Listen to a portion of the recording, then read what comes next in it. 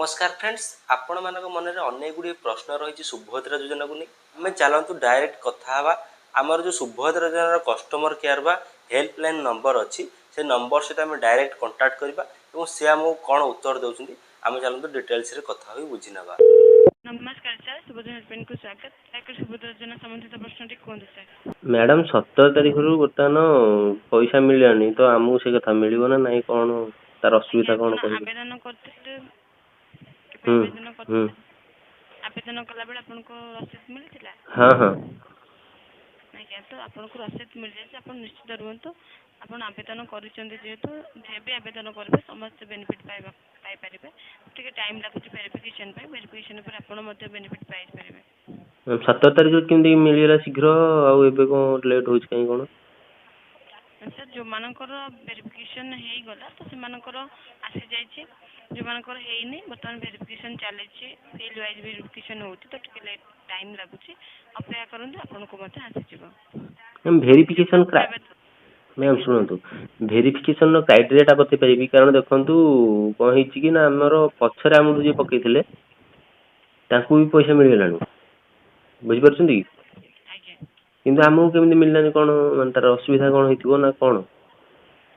Sir आम पाखक तो सेमती सूचना आसनी किंतु वर्तमान जो सूचना अच्छी जो मानकर आसनी से वेरिफिकेशन चली फिल्ड वाइज वेरिफिकेशन हो डिस्ट्रिक्ट वाइज तो टे टाइम लगुच अपेक्षा करूँ आपरे जमती ना कि आपंकर आसबनी निहाती आसो आप आवेदन करको सक्सेसफुल रिसीव मिल जाए तो आप धैर्य धरतु अपेक्षा करूँ भी वंचित हे ना।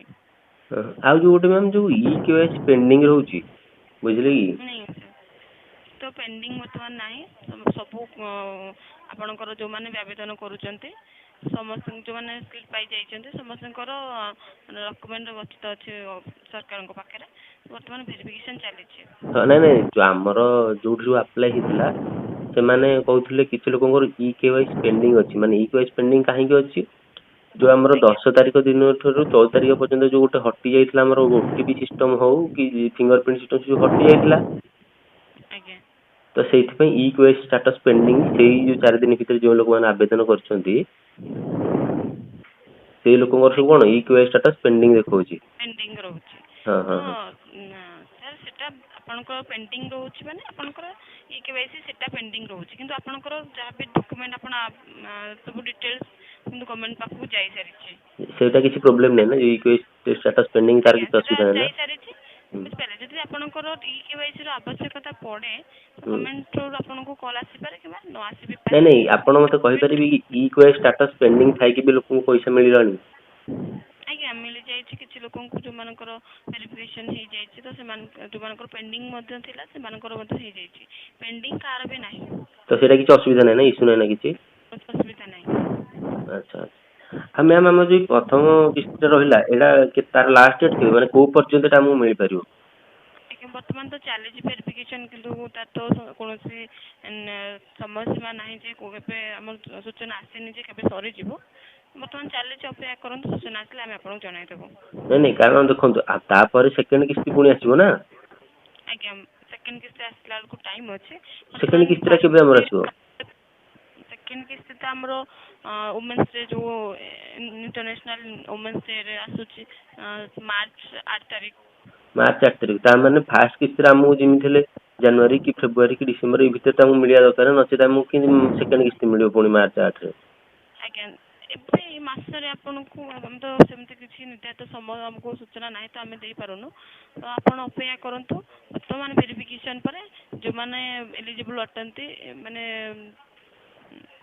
योग्य हिताधिकारी रोचते से निश्चित पाइबे कि वंचित हे ना आप निश्चित आप आवेदन कर जो मैंने आवेदन कर समस्त को मिल आउ गोटे मैम आउ जनकर मुझे अप्लाई करी सी तांकर माने लेखाई गोटे बैंक सी जाऊँगी पैसा किंतु आउ गोटे बैंक को माने सेटा केमती कौन हो आज्ञा सेटा आपनकर आधार थ्रू रे दिया जाउची गवर्नमेंट जहाँ भी जो बेनिफिट दउची सेटा आधार थ्रू रे दउची डाटा आधार को बेनिफिट ट्रांजैक्शन होची आधार रे जो अकाउंट सीडिंग थिबो आउ जो डेबिट फैसिलिटी ऑन थिबो से अकाउंट को डायरेक्ट ट्रांसफर होची तो सेटा आपनकर जोटा रहउची सेटा रे जाउची ଆପଣଙ୍କର କୋଉ ଆକାଉଣ୍ଟକୁ ଦେଖିକି ଦିଆଯାଉନି।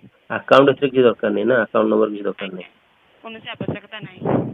ଆଉ ଯୋଉ ଆମର ଦେଖନ୍ତୁ ମନେକର ମୋର ଆଉ କୌଣସି ବ୍ୟାଙ୍କରେ ସିଡିଂ ନଥିବ, ଆଜ୍ଞା କିନ୍ତୁ ମତେ ପଇସା ସେମାନେ ପଠେଇ ଦେଇଥିବେ, ତ କଣ ହବ? ଆସିବନି ତାହେଲେ ତ ପଇସାଟା?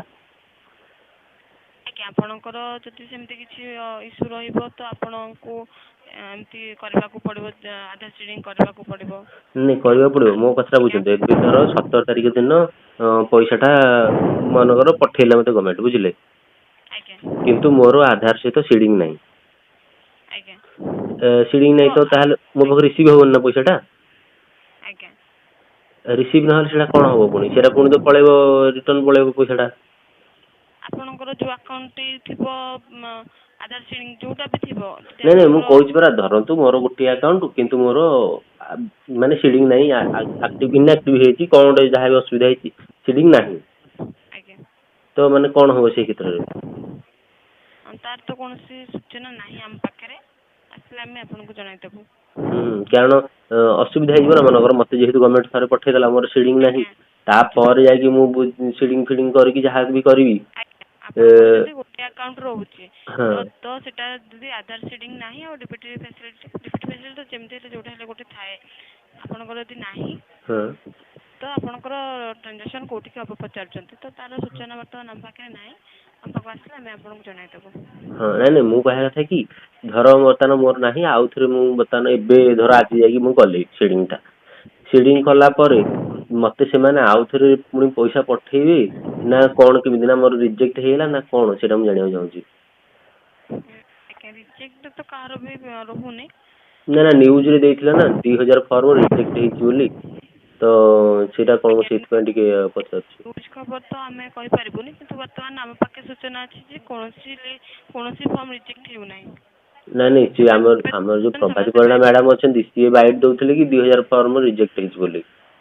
ବୁଝିପାରୁଛି ସାର୍, କିନ୍ତୁ ଆମ ପାଖେ ସୂଚନା ଅଛି ଯେ କାହାର ବି ଫର୍ମ ରିଜେକ୍ଟ ହେଉନାହିଁ। ରିଜେକ୍ଟ କାହାର ବି ହଉନି? ଆଜ୍ଞା କାହାର ବି ଫର୍ମ ରିଜେକ୍ଟ ହେଉନାହିଁ। ହଁ ହଁ, ନାଇଁ ସେଇ କଥା କହୁଛି, ଯଦି ଧର ସିଡିଂଟା ଷ୍ଟାଟସଟା ଆମର ଇନଆକ୍ଟିଭ ଅଛି, ତାହେଲେ ସେଇ କ୍ଷେତ୍ରରେ ଆମକୁ ଆଉଥରେ ପୁଣି ପଇସା ପଠେଇବେ ତ? ମାନେ ଯେହେତୁ ଆମ ଆକାଉଣ୍ଟ ରିସିଭ୍ ହେଇପାରିଲାନି ପଇସାଟା, ଯୋଉ ଆଜ୍ଞା ସେକେଣ୍ଡ ବର୍ତ୍ତମାନ ଯୋଉ ଆପଣଙ୍କର ଯଦି ପେଣ୍ଡିଂ ଥିବ ଟ୍ରାଞ୍ଜାକ୍ସନଟା, ତ ଆପଣଙ୍କର ଯେବେ ବି ସିଡିଂ କରିବେ ସେଥିରେ ଟ୍ରାନ୍ସଫର ହେଇଯିବ।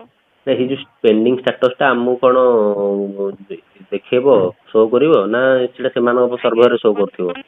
ବର୍ତ୍ତମାନ ସାର୍ ଆପଣଙ୍କର ଯୋଉ ପୋର୍ଟାଲ ଅଛି ସେଥିରେ ଶୋ କରିନପାରେ, ତାର କିଛି ଅପସନ୍ ନାହିଁ। ଆପଣ ଯୋଉ ପୋର୍ଟାଲ ଅଛି ବର୍ତ୍ତମାନ, କିନ୍ତୁ ଆପଣଙ୍କର ଗୋଟେ ନୂଆ ଆସୁଛି ଯୋଜନା, ଯୋଉଥିରେ କି ଆପଣଙ୍କର ଯୋଉ ପୋର୍ଟାଲ ଅଛି, ପୋର୍ଟାଲରେ ଗୋଟେ ଅପସନ୍ ଆଡ୍ ହେବାକୁ ଯାଉଛି, ସେ ପୋର୍ଟାଲ ଆପଣଙ୍କ ଷ୍ଟାଟସ୍ ଚେକ୍ କରିପାରିବେ। ଷ୍ଟାଟସଟା କଣ ହେଲା? ଷ୍ଟାଟସ ବର୍ତ୍ତମାନ ଏପର୍ଯ୍ୟନ୍ତ ଆସିନି, ପୋର୍ଟାଲକୁ ଯାଇକି ଆମେ ମାନେ ଯୋଉଠି ଆମେ ଆପ୍ଲାଏ କରୁଥିଲୁ ସେଇଠି ଯାଇକି ଚେକ୍ କରିପାରିବୁ ମୋ ଷ୍ଟାଟସ କଣ ଅଛି। ଆଜ୍ଞା ଆଚ୍ଛା ଆଚ୍ଛା, ଯଦି ପେଣ୍ଡିଂ ଥିବ ତାହେଲେ ସେଇଟା ଦେଖିବ, କଣ ତାର କରିବାକୁ ପଡିବ, ସେଠି କରିବାକୁ ପଡିବ ନା କଣ? ଆଜ୍ଞା ଆପଣଙ୍କ ଷ୍ଟାଟସ୍ ଚେକ୍ କରିବା ପାଇଁ ଗୋଟେ ଅପସନ୍ ଆଡ୍ ହେବାକୁ ଯାଉଛି, ତ ଅପେକ୍ଷା କରନ୍ତୁ। ସେଇ ଉପରେ କାମ ଚାଲିଛି ଏବେ। ଆଜ୍ଞା ଆଉ ଯୋଉ ମ୍ୟାମ୍ କହିପାରିବି କି, ମାନେ କୋଉ କ୍ରାଇଟେରିଆରେ ଲୋକମାନଙ୍କୁ ମିଳିଲା ପ୍ରଥମ ଟଙ୍କାଟା ଯୋଉ ମିଳିଛି ସମସ୍ତଙ୍କୁ, ସେଟା କୋଉ କ୍ରାଇଟେରିଆରେ ମିଳିଛି? ସେମାନଙ୍କର ଭେରିଫିକେସନ ହେଇଗଲା ତ ସେମାନଙ୍କର ଆସିଯାଇଛି, ନାଇଁ ନାଇଁ, ସେମାନଙ୍କର ପ୍ରଥମ ଦିନ ରହିଯାଇଛି। ଶୁଣନ୍ତୁ, ପ୍ରଥମ ଦିନ ଯାହାର ପଡିଛି ଆଟ ଏ ଟାଇମ ଧର 5ଟା ଫର୍ମ ପଡିଛି ଗୋଟେ ଘରୁ, ତ 3 ଜଣଙ୍କର ଆସିଛି ଆଉ 2 ଜଣଙ୍କର ଆସିନି, କାହିଁକି? ତାର କଣ କାରଣ? ସାର୍ ଆପଣଙ୍କର ସେଟା ଯୋଉ ଫର୍ମ ଆପଣ ଯୋଉ ଅନଲାଇନ୍ ଆପ୍ଲାଏ କରୁଛନ୍ତି, ହୁଁ ସେଟା ଗଭର୍ଣ୍ଣମେଣ୍ଟ ପାଖକୁ ଯୋଉ ଆଗ ଯୋଉ ଫର୍ମଟି ଯାଇଛି ସେଇଟା ଆଗ ଭେରିଫିକେସନ ହେଇଯାଇଛି, ସେମାନଙ୍କର ରହିଯାଇଛି, ତ ସେମାନଙ୍କର ବର୍ତ୍ତମାନ ଭେରିଫିକେସନ ଚାଲିଛି। ନାଇଁ ଆସିନି ମ୍ୟାମ୍, ମୁଁ କହିବା କଥା ବୁଝିପାରିଲେନି କି, ମାନେ ଦେଖନ୍ତୁ ଆମେ ତ 5ଟା ଫର୍ମ ପକେଇଲେ, ବୁଝିପାରୁଛି ସାର୍। ବୁଝିଲେ ନା, ମନେକର 5ଟା ଫର୍ମ ପକେଇଲେ, ମୋ ପଛରେ ଆସିକି ଲୋକ ପକେଇଲେ, ତାପରେ ମୋ ପଛ ଲୋକଙ୍କର କିନ୍ତୁ ପଳେଇ ଆସିଲାଣି। ମନେକର 5 ଆଜ୍ଞା ତାରିଖରେ ମୁଁ ଫର୍ମ ପକେଇଲି, 10 ତାରିଖ ଲୋକଙ୍କର ପଇସା ପଳେଇ ଆସିଛି, କିନ୍ତୁ 5 ତାରିଖ ଲୋକଙ୍କର ପଇସା ଆସିନି। ଆଜ୍ଞା ହଁ, ମାନେ ସେଇଟା କଣ କହିପାରିବି, ସେମିତି କିଛି କଣ କ୍ରାଇଟେରିଆ ତାର କଣ, କୋଉ ବେସିସରେ ପଇସାଟା ମିଳିଛି?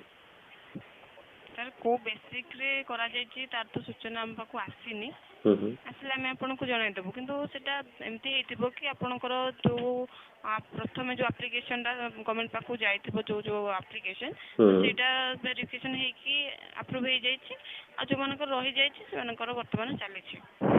ନାଇଁ ବୁଝିଲି, ସେଇ ଆପ୍ଲିକେସନ ଗୁଡାକ ବି ପ୍ରଥମେ ଯାଇଥିବ ନା। ବୁଝିପାରିଲେ ନା ନାଇଁ? ଆଜ୍ଞା ବୁଝିପାରୁଛି। ହଁ ଆଜ୍ଞା ହଁ ହଁ ସେଟା ଆପଣଙ୍କର ଅନଲାଇନ ହଉଛି ଆପ୍ଲିକେସନ, ହଁ ତ ହଁ ଅନଲାଇନ କୋଉଟା କେତେବେଳେ ଆଗ ଆସୁଛି ତାର ତ କୌଣସି ନାହିଁ ନା, ଆମେ କହିପାରିବାନି ଯେ ତାର ପ୍ରଥମେ ଯିବ ବୋଲି। ହୁଁ। ଆଜ୍ଞା ନା ଲେଟର ୱାଇଜ ଆସିଥିବ କି କିଛି ଅଲଗା ଆସିଥିବ, ତ ସେଇ ଅନୁସାରେ କରାଯାଇଥିବ।